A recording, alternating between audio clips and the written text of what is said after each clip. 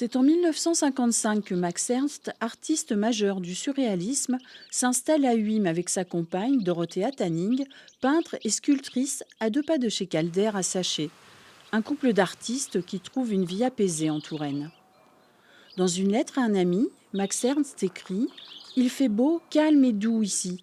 C'est dans son atelier qu'il réalise un tableau emblématique, le Jardin de la France. Ce tableau a une curiosité, c'est-à-dire que c'est un tableau académique du XIXe siècle que Max Ernst a acheté, qui représente une femme nue allongée.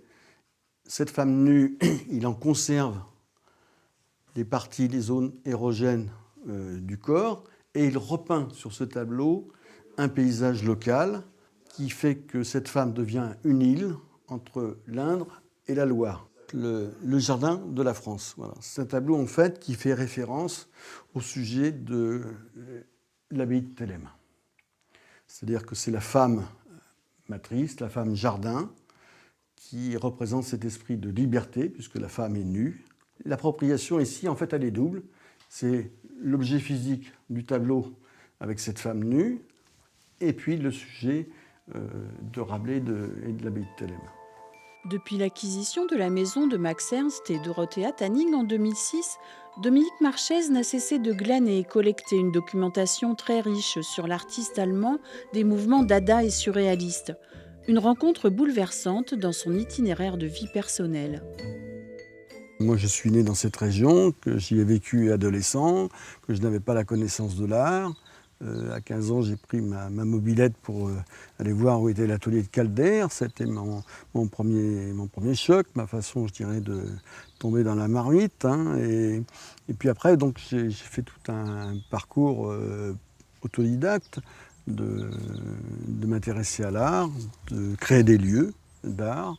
Et donc quand on crée un lieu d'art, c'est de transmettre, c'est d'avoir ce rapport entre l'œuvre et le public.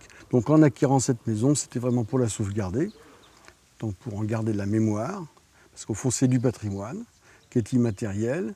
Il est physique à travers l'atelier, la maison, les sculptures par exemple dans ce mur, mais il faut encore animer, je dirais, le lieu. La maison, mais aussi le jardin, avec ses collages de bas-reliefs du 19e au cœur du mur de la propriété, sont ouverts au public. Autre symbole de son art, la fontaine d'Amboise, seul monument conçu par Max Ernst pour l'espace public en France.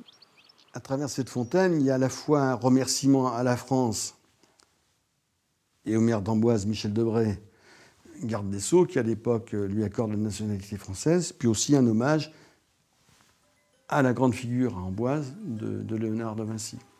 Au cracheur, au drôle, au génie, c'est le nom de cette fontaine inaugurée en 1968, un symbole de l'esprit ludique de Max Ernst et un hommage au génie.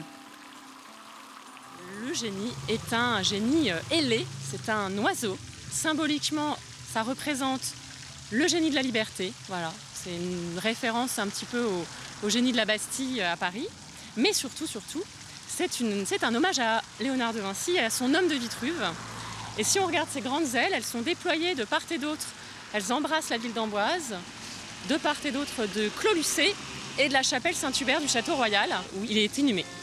Max Ernst s'est éteint à Paris en 1976, mais sa maison fait partie du patrimoine culturel de la région.